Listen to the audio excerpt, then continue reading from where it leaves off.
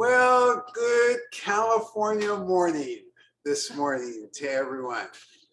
You have joined the Flaming Deity session. We're very happy to be back here, very happy to see everybody this morning. And this is going to be a great session, particularly as a follow-up to Rock Orchid. This is different, and you'll clearly sense that when you have a chance to taste it. So let's do a final roundup of Hawaii first. Had an interesting experience in Hawaii. The Hawaiian tea experience was about as we guessed it would be. The physical terroir, the climatic terroir is probably okay long-term for a great tea to originate from Hawaii, but currently the cultural terroir and the cultural context aren't enough to make them a player at Sophie's currently. We will continue to have relationships in Hawaii, but our current thought is not to get any Hawaiian tea. And I put an asterisk also by the weather terroir, because one of the issues about Hawaii is that the Hawaiian island, that's what I'm talking about, big island in Hawaii, is that it rains so much, especially in the springtime, that it appears that it would be hard to match up what's needed in terms of getting the best spring teas. So it's still a work in progress. Again, the volcanic soil is out of this world. It's good, and it's a great place to think about tea. And the fact that the University of Hawaii, the agricultural department of the University of Hawaii is involved in this is also a great thing. So they're bringing science. They're trying to help these farmers. Farming is hard. It sounds easy. You know, heck, a cliff tea, that sounds really easy. Get some volcanic soil, you know, harvest, wither and roll, right? Actually, you wither and shake. And then you fire and roll, and then you roast and sort. That sounds so easy. Yes. Were the farmers you visited operating at a similar scale to producers you work with in China? The question is, were the farmers in Hawaii working at a similar scale as those in China we visited? And the answer is no. The farmers, some of the farmers, let's not even use some, a couple of the farmers are doing something really, really interesting because they're planting among native Hawaiian plants. And that's interesting because long-term, there will be an influence on the tea leaves. But these are all more craft farms. And again, nothing wrong with the effort, nothing wrong, actually, we think, with the leaves themselves. We just think that processing, remember, China processing has occurred over the centuries, and it occurs in families, and secrets get passed down generation to generation. So you have a whole cultural context going on that just doesn't exist in Hawaii, but still functional. And they are producing, from our perspective, the best tea in America. But that's still a long ways from your expectations, and it's certainly a long ways from our expectations. The surprise of the trip was how closely Kona and other small craft coffee farmers were in terms of the thinking about how to best utilize volcanic soil and about how to produce an incredible craft product. So that was really interesting. The chocolate makers also are taking advantage of the volcanic soil situation And they're producing some really interesting chocolate, really good chocolate. So those things were a surprise. And certainly when we went, we didn't have the expectation that we'd be spending so much time other than at tea farms. So that was really great. We learned a lot, and we will again certainly check in from time to time on that island because we are interested in what they're doing. Now, I think Cindy earlier in the week asked me, are they in the latitudes that are in quotes tea growing latitudes? So those latitudes you'll see on many maps that they're between about 30 degrees and 42 degrees. And Hawaii is at about 22 degrees or 23 degrees. So the only thing that's misleading about all those numbers is that they don't matter. Oh, wait a minute, that's a big thing. They don't matter because when you look at the reality of where tea is grown in the world, tea is grown in Indonesia. That's about 8 degrees. And it's not that Indonesian tea is great. We've had it and it's okay, but it's grown successfully there.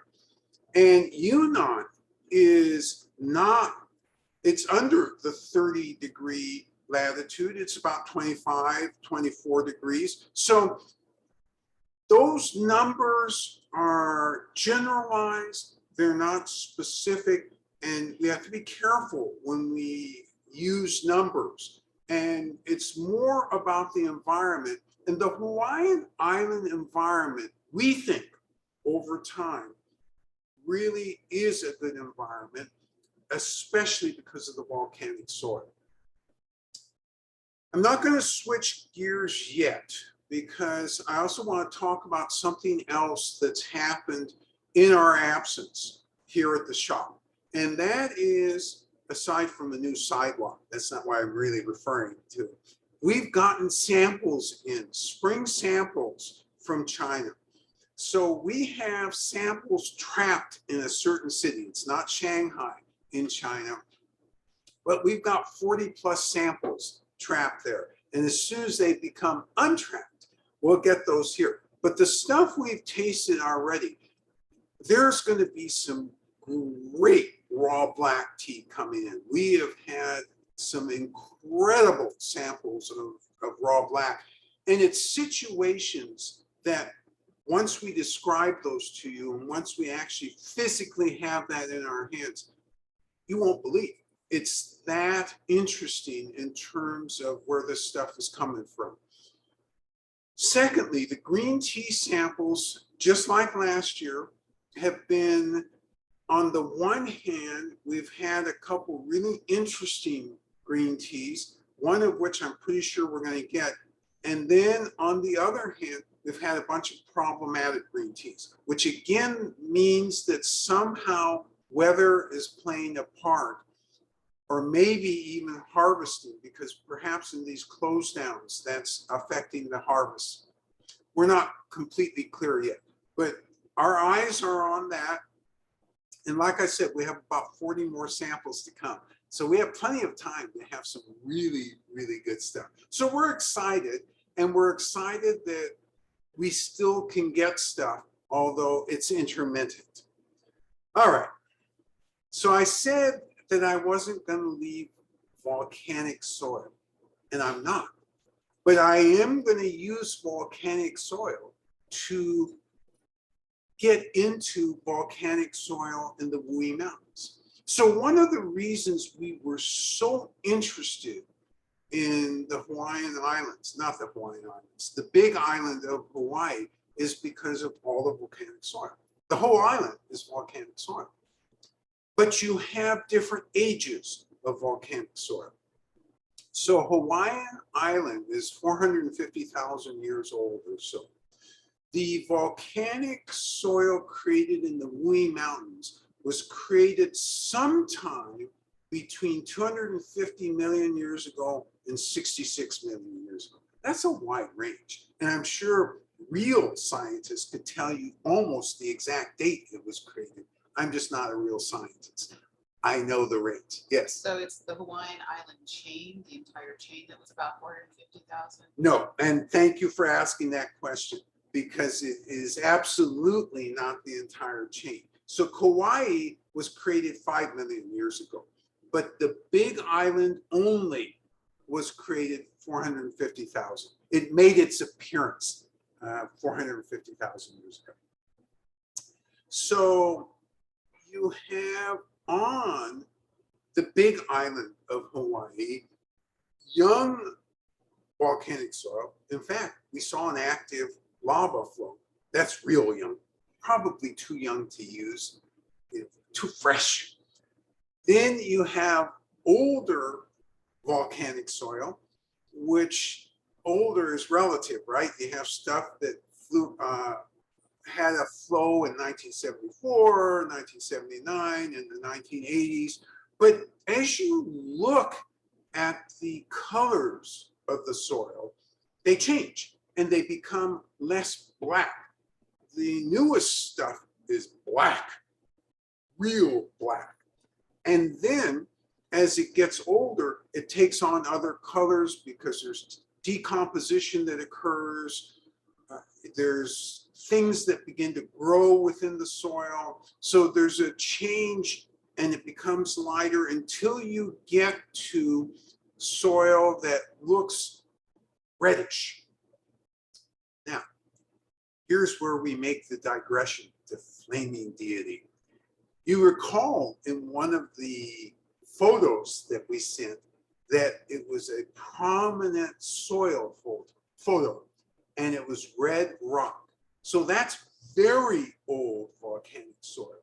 So what's the difference between Hawaii Island, the Big Island of Hawaii, and the Wui Mountains? Well, age is one difference, but the other is because of the climatic conditions, because of cultural context. What do I mean by cultural context? That seems like an empty filler. What I mean is they didn't cut down all the trees there at any time. They didn't put manufacturing up there at any time. They left it more or less, and it being the area of the Wui Mountains in its original form, lots of native plants which remain there.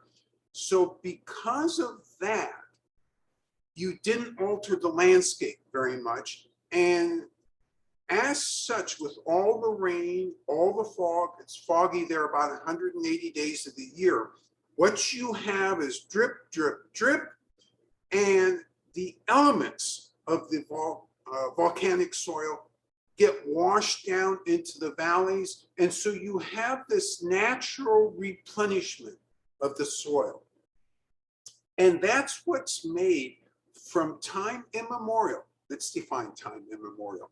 From 600 forward, 600 AD forward, you've had mention of the Wui Mountains as a great place to grow tea. I remind you, growing tea and type of tea are two different things, aren't they?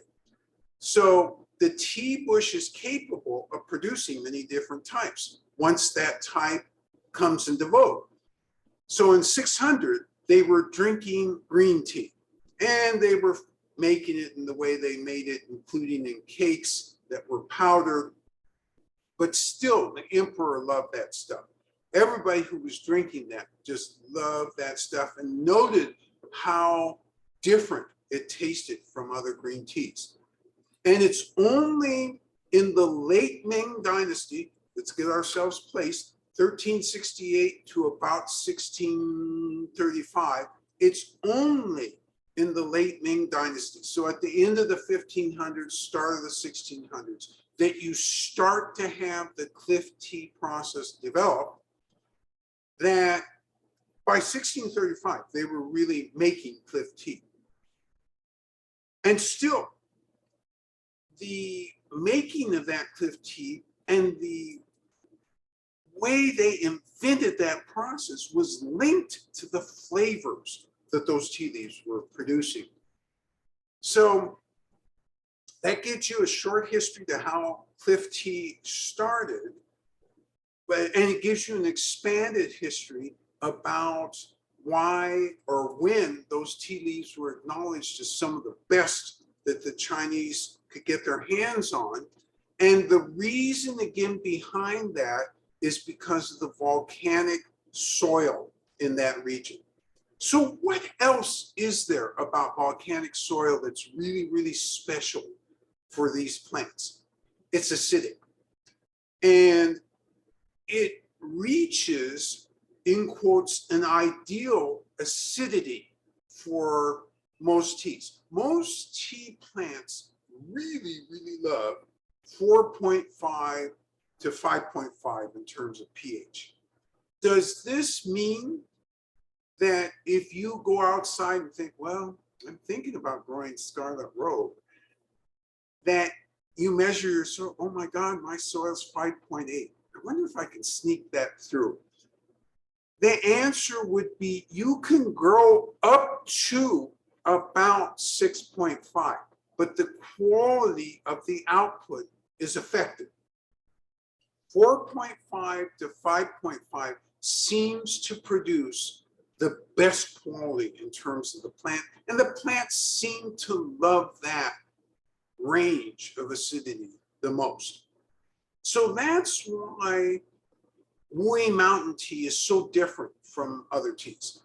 Cliff tea, there is no other place in the world that produces cliff teas. Now, there are plenty of places which will write on their packages, high mountain cliff tea. Doesn't that sound good? High mountain cliff tea. Well, it doesn't sound good at all unless underneath the high mountain, you have a picture of the Wuyi Mountains and the configurations of those mountains. Yes. Terminology here. Is cliff tea the same as rock tea or brewing? Okay, so this question is an interesting question. Cliff tea, rock tea, and rogue way. So there's three things put out in this question. And the questioner asked, are these things synonymous? And the answer is no. Items 1 and 2 are synonymous, cliff tea and rock tea. And that's a translation issue. Yan chop, yan can be translated as cliffs, it can be translated as rocks. Both are okay. So there's no contradiction in that. Rogue way specifically refers to a class of varietals, not even a single varietal. It's a varietal with a bunch of subvarietals, which has no direct meaning in terms of shop to shop. Oh, I want rogue way. What you will get at any shop when you go in, if they can't tell you, and they won't be able to, by the way, because most of them don't think about this, what subvarietal, and underneath the subvarietal, let me tell you one other thing which is really, really important. Where does it come from? If they can't tell you where it comes from, and I'm not talking about the Wuyi Mountains, of course I meant overall the Wuyi Mountains, specifically where it comes from in the Wuyi Mountains, it's useless to you. So yes, those three terms exist. Cliff and rock are terms that we use interchangeably here, although me, because I'm just mentally lazy, C comes before R, so just use the cliff tea. But they're synonymous. All right, so here I am in the middle of volcanism and tea. So what quality does that volcanism leave in the tea? I knew you were all thinking about this important question. And that important quality we call minerality. That minerality is what's so distinctive about cliff teas. Once you've had a couple cliff teas, you can never make a mistake when somebody says, oh, here, have this cliff tea, and you drink it. Oh, it tastes good. And then in your mind, you're saying, don't say the next thing. And the next thing is, where's my minerality? Where is my minerality? The only exception, so let's talk about one exception so that you're aware of this. If you go to a place or some tea master says to you, hey, I got this cliff tea from the 1930s. That means it's 80 years old. That also means I can't do math. That means it's 90 years old as I redid my math.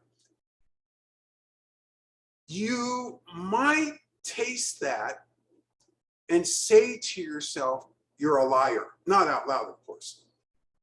And you would be wrong. And the reason you'd be wrong is when it's aged that much. And we've had cliff tea as old as about, I want to say 30 years. And when you taste it, it's particularly if it hasn't been stored perfectly. What's perfect storage again? You get a metal container sealed, there's a sealed bag inside, you've kept it cool, you kept it in the dark. There's the possibility you'd still be able to taste some minerality under those circumstances. But if it's in some small container or some small package, unlikely. And what you're more likely to taste is more earthiness. It's interesting. It turns into an earth flavor. Now, let's be clear. Did I use the word bad at any time in that discussion? The answer is no. It's not what you would expect. That's all I use. It is interesting because when we tasted that tea, it was interesting. Now, if it had met the Sophie's entrance standards, it would be here on this board, or it would be secretly in the back. It's neither. It's neither on the board, and it is not secretly in the back, because the amount of gold that they wanted for this 90-year-old cliff tea was all about the age and, in quotes, the famous farmer who produced it. It had nothing to do with taste. Remember, we're here at Sophie's. We want things that taste good. We also like a little history, but taste good is primary. All right, so this is how everything is related from a volcanism standard. Minerality, this is why when people tell you it's high mountain cliff tea and it's not from the Wulong Mountains, that's just false. False and more false, because this is the only tea in the world that tastes like this. Nothing else in the world. And we've had, in quotes, Taiwan cliff tea. Right away, you can taste through the fraud of that. That's not a good description of the Taiwanese tea. And again, remember, I didn't use the word bad, did I? I just said it was a fraud. It was an LCS perpetration, but it wasn't bad, because high mountain Taiwan tea can be very pleasant, very, very pleasant. It's just not cliff tea, and it should never be sold under that title. All right, everybody is, real thirsty. I apologize for this. You know, I'm back in California time, no self-control. I have my main producer here, main moderator, my sister, and so the result, as I become so comfortable, I've lost track of time. Now the tea master, though, is very thirsty, and she's giving me the eyes like you way over talk. So without further ado, let me bring the tea master. Hey, good morning. 早上好. Yeah, welcome back. Yeah, hi. Today, we do rock tea, cliff tea, and also volcanic soil. Okay, we do Flaming Deity, right? Yep. Yeah. So as usual, you're going to watch Xiaobei demonstrate, and then you'll follow along. This is a fabulous cliff tea. And over the years, this has been one that's been a go-to for me personally. I really love the various elements of this tea. So 200-degree water.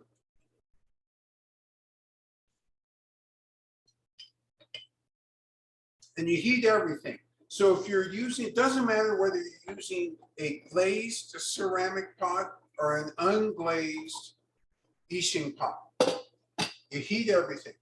Oolong tea from the Wui Mountains likes heat, period. And in order to get the full measure of the flavor, you need that heat, 200-degree heat. And every tool should be heated. Your glasses should be fully heated. And you do this to, in quotes, penetrate the leaf. I hate that expression. What that really means, and you see it every so often, penetrate the leaf. And by the way, you see the tea master has heated the pot, put the tea leaves in. He's going to shake the pot.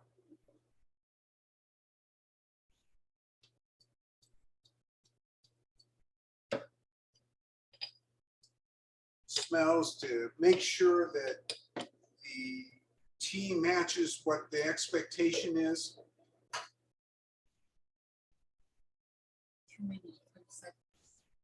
And remember, this is a 2-minute, 20-second brew. So I'm saying the timer.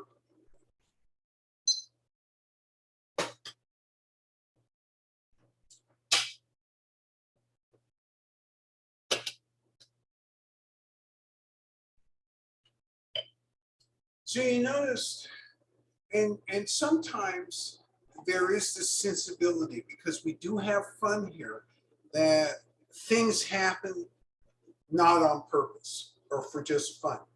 Well, you saw the tea master pour on the pot itself. That isn't just for fun, although it's fun to do. It's always fun to do stuff like that. But that's not just for fun. That is to try and keep that heat up, and you keep that heat up at a certain temperature. And remember, I said I hate this expression, penetrating the leaf. Instead, what I'm really trying to convey, or what's really trying to be conveyed by that expression, is to get the essential oils from the tea leaf, which are on the tea leaf, engaged right away. That's what you want, because the cliff teas are famous for their huge aromas, and they're famous for their varied tastes all the way down the cup. Well, why does that happen? Because you have all of these volatile essences which are baked on or roasted on. And as a result, you want to get those all engaged as fast as possible. So cliff tea, now we're full on. We've left volcanism and we're full on into the cliff tea arena. How are these teas made? They're very complicated. Again, I went through all the steps in the opening round here in a very simplistic way. Harvest is what I started out with. There's decisions about what the pick is going to be. And it's not just the pick. I realized in the past I've talked about, a bud and 3 leaves, a bud and 4 leaves, a bud and 2 leaves. Are you kidding me? That's not it. It is the size of the leaf, the first leaf vis-a-vis the size of the second. They always are looking, and farmer to farmer, it's a little different, but if it's half the size of the second leaf, if you're doing a 3-leaf pick, some farmers like that. They like some farmers like 2/3 the size of the second leaf. That's the ratio between the first and the second. So you have these elements. It's that detailed. I usually gloss over that stuff, but I realize the more you understand about this, the more you understand how complicated this really is. So you can't harvest when it's raining. You can't harvest when it's foggy, wet fall. Okay, timing is finished, 2 minutes, 20 seconds. Tea master deliberately pours on the side, not trying to create bubbles. And she's going to pour the entire tea liquor out of that pot because you don't want, you get a nice second brew with this, so you don't want second steeping. You don't want to have it continually brewing because you left water in there. Now, that was fun. What the tea master just did in that last step was purely fun. Poured hot tea over the other pot here. You don't have to do that. Here's what this thing should look like. When you do yours, it's got this nice, beautiful dark amber color. All right, and so what are we going to do? We're going to carefully, because this was real hot. The pot's real hot. The leaves inside, real steamy and hot. You're going to smell. You don't stick your nose in this, because if you do, you'll curse me for the next 2 months because your sensitive linings will be damaged. You carefully, a 200-degree sniff. Okay, so that's start. That gives me something to think about. Now we're going to enter the quality arena. Now, how do you enter this arena? Can you just take a gulp of this thing? The answer is no, you cannot. You could do that. But again, for the next 2 months, you'd be very unhappy with me. Instead, you take an inhalation. So what does this inhalation really mean? It means you suck air in, and you can suck it in noisily, and at the same time, bring a little tea in, enough so you can start the process of understanding how this fits in the quality arena. So 200-degree inhalation.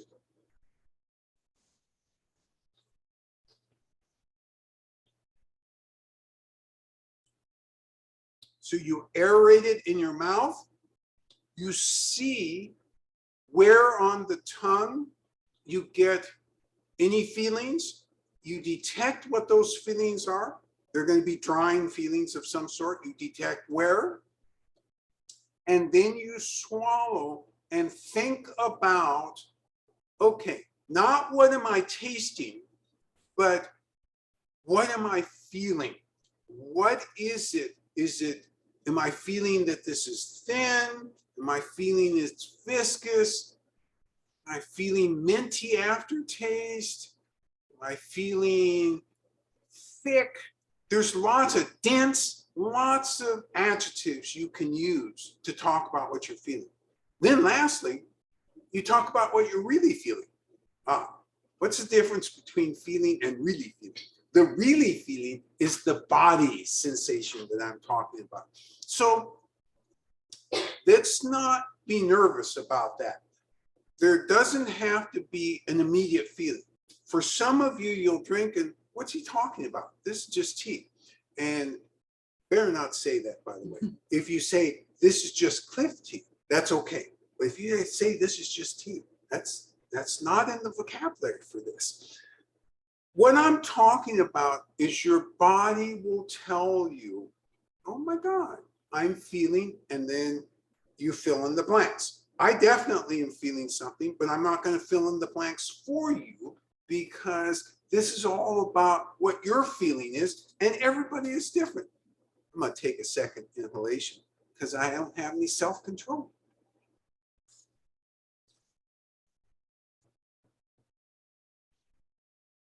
The real reason I took that second inhalation was because I wanted to establish where in the quality arena this lies for me. All right, it's your turn to brew. Let me have the tea master come on over and brew with you. And you notice she's going to very carefully make sure that all the tea leaves are out of there because you don't want used tea leaves and new tea leaves mixed together. That's a no-no. You can't control what you're going to end up getting if you do that. Just can't do it. So don't do that. Did you say this tea is a second leaf pick, half or 2/3 the size of the first leaf? I'm curious how this influenced the flavor profile of the tea. Okay. I didn't say anything about this specific tea. I was talking more about a generalized set of rules that farmers have in their heads when they're picking any varietal of tea. So what I said, and let's make sure we understand it, this is a bud and 3-leaf pick. But what is critical? It's the first open leaf as a proportion to the second open leaf. So they have terms in Chinese for these. They have a term which means it's half the first open leaf, not the bud. The first open leaf is half the size of the second open leaf. They have a term which says it's fully open, which means it's 2/3 the size. So you have decisions to make as a farmer. And every farmer does something a little bit different. The questioner also is wondering if you have a sense of this, how does this impact flavor? So the question has to do with how it impacts flavor. I can't answer that in a way which will make you happy. I can't answer it though.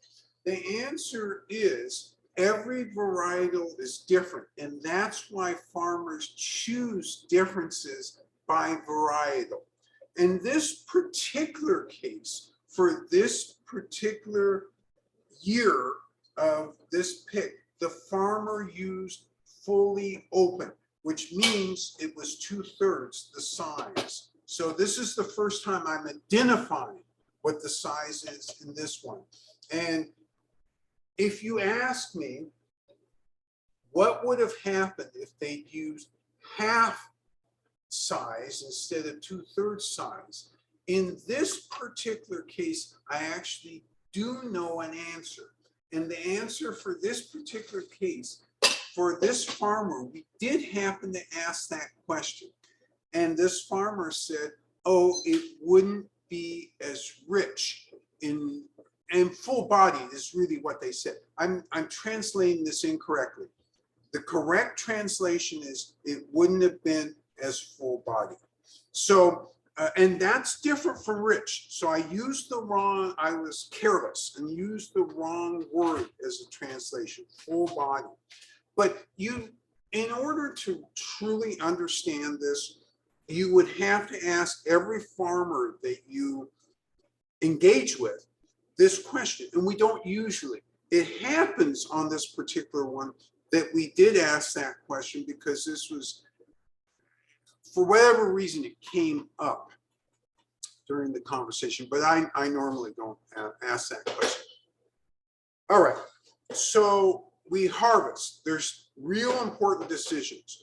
You wither and shake afterwards. And by the way, even though I gave you more detail in the harvest, that's not every detail, but that's enough for today.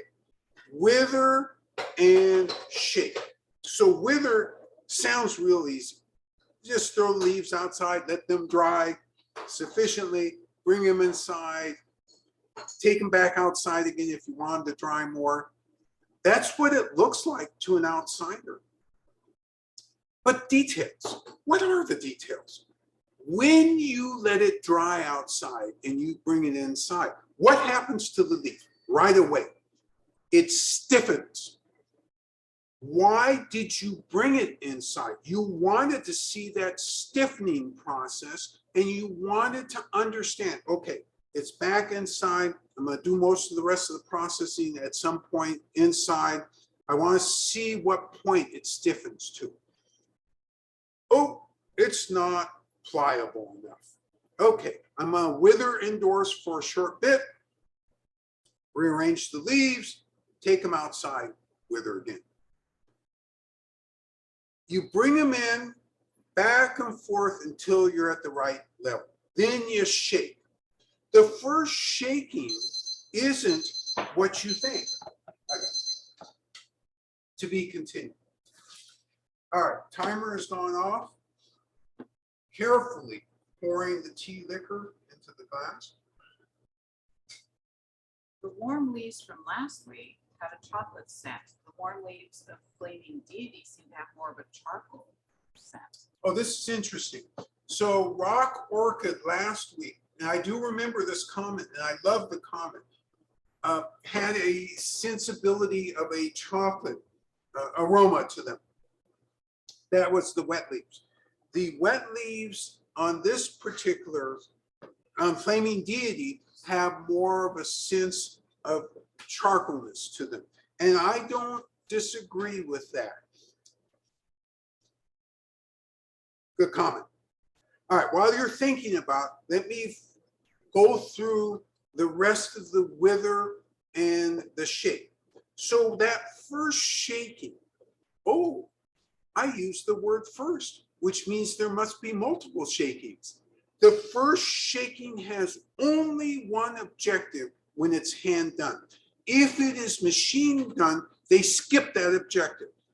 If it's hand done, it's to make the rim of the leaves turn red. That's how good they are at shaking, so that they land on the edges and the rim, they're damaging or bruising, not damaging, bad word, bruising the rims to get them to turn red first. That's when it's completely hand done. When you do it in a tumbler, there's no way to control that.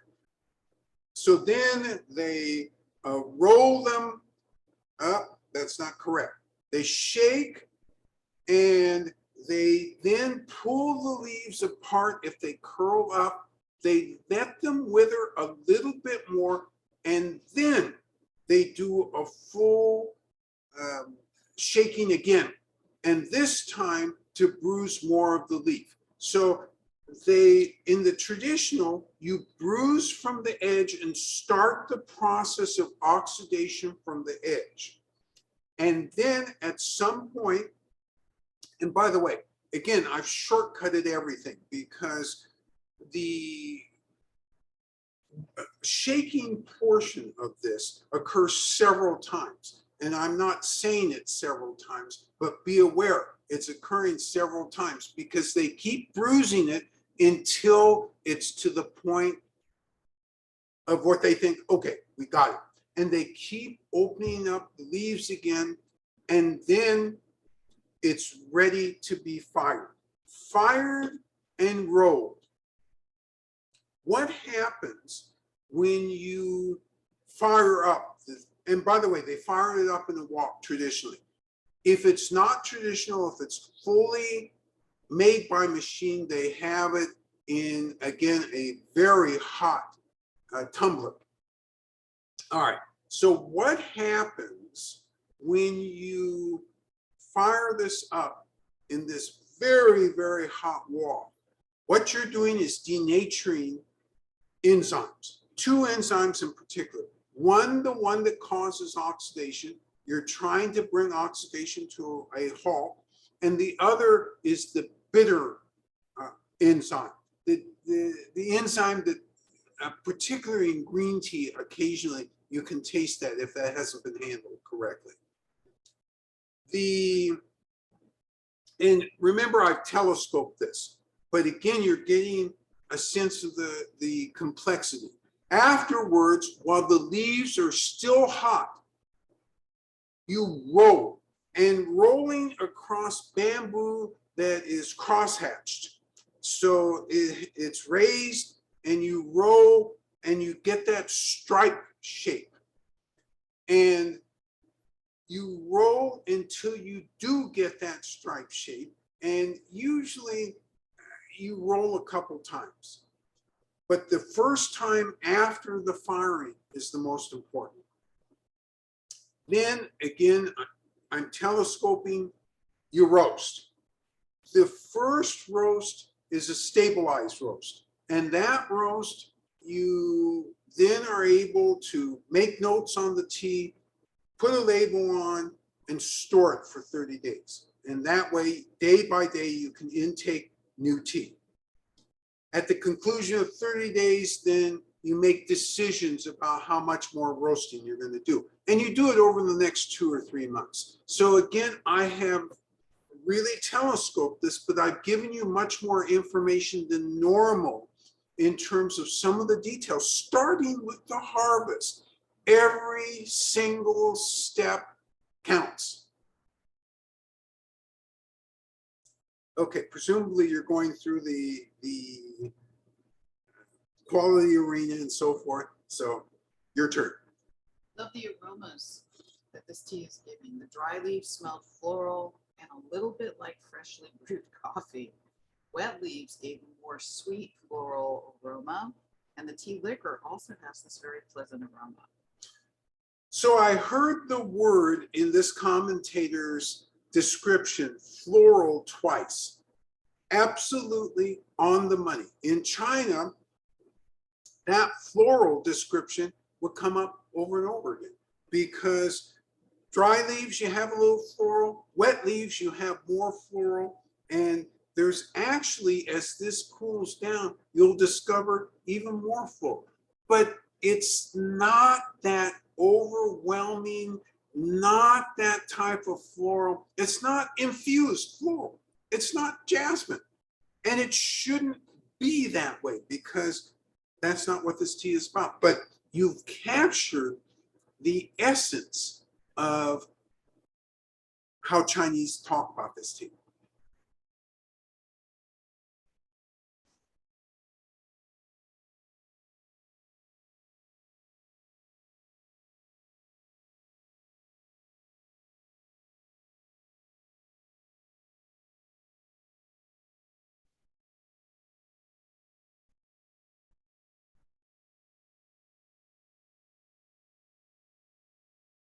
So while you're thinking about this a little bit more, I will go back to the roasting, because the roasting is really important.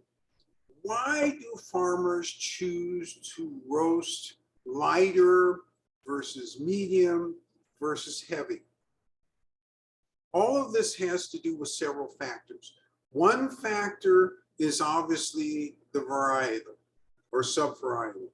That's very important, because farmers know how much roasting a varietal usually needs. So that's one element. Second element is weather. Because if somehow after the first roasting, the farmers use a term smothered. If the flavor or the aroma seems smothered in the tea leaf, or if it seems too thin, they will then choose to most likely roast more to get that smothered feeling out, so that you really get the essence of this. Yes. No astringency, a little minerality coming on. That's one comment. No astringency, a little minerality coming on. Love this, because you pointed right away to two things you look for in every cliff tea, because every cliff tea has some degree of dryness or astringency on your tongue, always. And you talked about the minerality. And so some teas, when they first arrive at the shop, that minerality out of control and really, really hard to deal with. But usually after a 6-month sit, that minerality will tamp down and the other flavors will come up. Has a wonderful buttery caramel aroma. Great. Buttery caramel aroma. Great comment. This absolutely does. And I love this tea for that. A little floral, lots of butter, and who can argue? Let's throw some caramel in there. Nicely viscous as well and smooth on the tongue. Nicely viscous. So what am I hearing from all of you? All of you are talking about all the things I love about this, which is somehow this thing seems to balance out and bring the best of what cliff teas can bring to you. Another observes, incredible, very smooth for a cliff Wulong, not as punchy, delicious, almost buttery aroma from the tea liquor. Buttery aroma from the tea liquor is what this commentator comments on. Incredible, not punchy. You know, some cliff teas, when you drink them, especially if the farmer is a lesser farmer, they don't know how to pull these flavors out without that directness or that, I don't want to use the word inconsistency, but in a way it is a little inconsistent because you're getting flavors wiping out or minerality wiping out flavors instead of a balance. And what you're all talking about today as you name these flavors, these feelings, the thickness, the butteriness, the caramelness, is all of this stuff right from the get-go is going on. Sometimes with cliff teas, you have to wait to mid-cup. Oh, okay, now I'm getting all of this stuff. But this one, Johnny on the spot, real quick. Another commentator observes, texture was thin and slightly astringent on the tip of the tongue. The flavor is a bit mysterious, but as I drink the tea, the flavor is blossoming. It seems to have a stimulating energetic. Love this comment. So at the beginning, there is astringency on the tongue, a little thin, and the energetic is incredible in this tea for this particular commentator. Did I miss something out? Stimulating A stimulating, sorry. I put words in your mouth. Stimulating energetic. And I like the fact that you use the word stimulating energetic because those are words that are almost taken from my mouth. That's how I feel. I feel stimulated when I drink this tea. Another commentator notes, says infused, but I think means brewed. The brewed leaves have a milder aroma than rock orchid, last week's tea. The sweetness of dried fruits predominate with hints of floral in the buttercream. So love this comment because you turned backwards and looked at rock orchid and made a comparison and talked about how these leaves are, what adjective did they use? That as a they have a milder Milder. aroma than rock orchid, Right. and then this nice dried fruit sweetness is how she experiences it. Milder than rock orchid and a nice fruit sweetness. And I love, by the way, rock orchid. So there's no denigration of rock orchid. But over time, I came to really appreciate this. Do you want to say more? That's like saying I love a child more. I'm not going to say that because I love both of them. And it's good that you're identifying the differences. And that is why we're doing this set of three together so that you can detect the differences. And at some point, you will end up saying, this is the one that right now, currently, I'm really attached to. The other thing is this commentator just noted, and it's really, really true with all of these cliff teas, that as they cool down, your perceptions increase of what comes to the table. And the commentator said that that butteriness persists and is a very enjoyable flavor. The commentator is also experiencing now some vegetality to the aroma and notes the beautiful amber color. Same commentator, beautiful amber color and some vegetalness in the aroma. And the aroma. In the aroma. And why do I like this? Because tea is still a plant. And no matter how you work with this plant, certain fundamental elements of the plant at the end of the day still exist. And talking about that vegetalness brings it back to that fundamentalist. This is a plant. Great comments. And you've captured in a way why I think both Xiaobei and I over time have become really attached to this particular tea, because first off, from our perspective, it's really easy and quick to start to appreciate the complexity of this. Second, there is a balance that for some cliff teas is elusive. This one isn't elusive. The balance is there right away. And that's another thing that we really appreciate about this. Again, comparing rock orchid and this. Rock orchid was always at the edgier end of the spectrum. Now, over time, that edginess has fallen off, and all the beauty of rock orchid that you experienced last week is really fully demonstrating itself. This had beauty earlier than rock orchid. In other words, because of how they treated this, the farmer treated the relationship between minerality and the roast, they did this one just right. They got it right to the level where that minerality stopped being the predominant, and yet the roast didn't take over. And so many times with so many varietals, they can't stop there. So many of the varietals. Okay, so let me give you an example, because one of you's thinking about asking me, well, like what other varietal is the roast to overtake everything? That would be something like impenetrable. Impenetrable, that roast is really, or even Polestar, the roast takes over everything and then eventually backs off, and you have this smooth, beautiful tea. But that was driven because they went ahead and roasted it so much. Yes. Noticing that the character of the minerality is changing, or maybe it's the balance between that and the other flavors.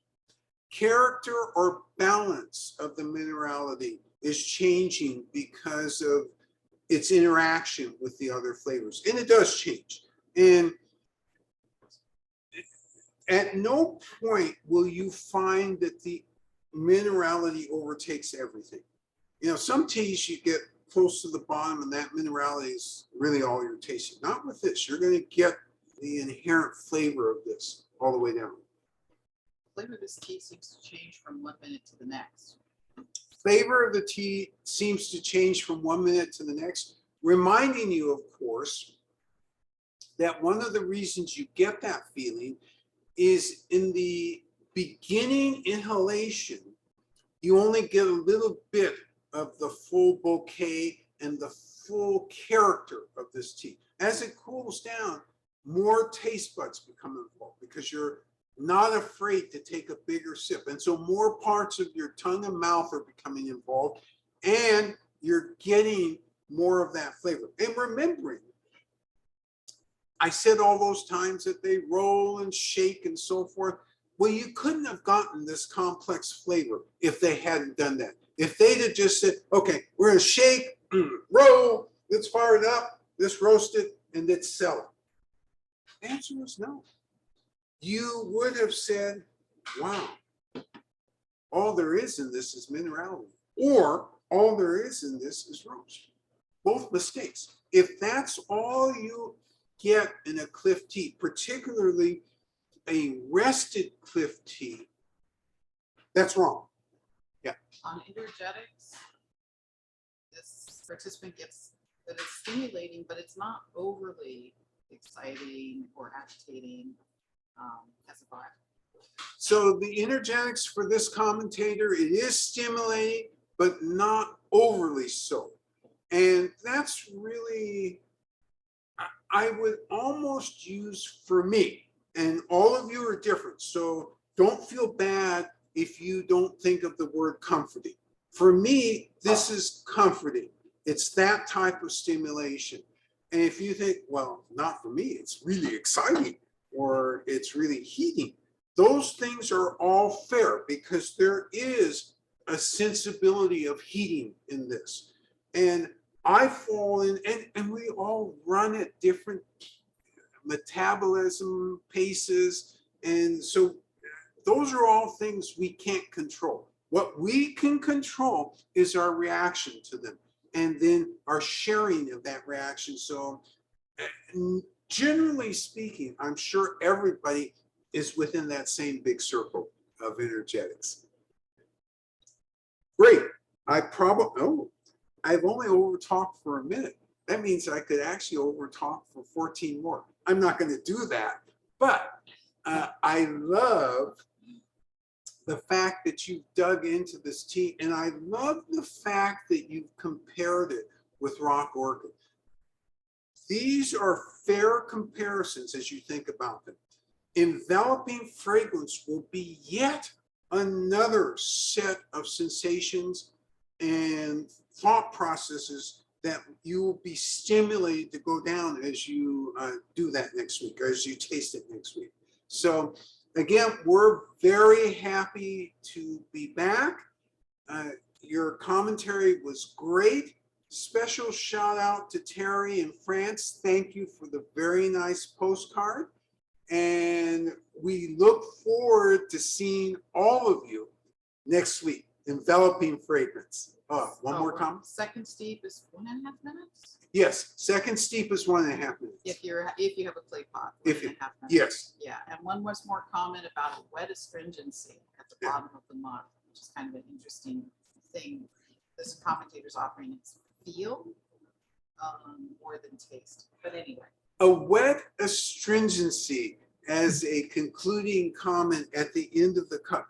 And wet astringency to me, and remember, I'm taking your words and putting them in the words that I might use. And I would say that suggests to me a dryness and juiciness at the end of the cup.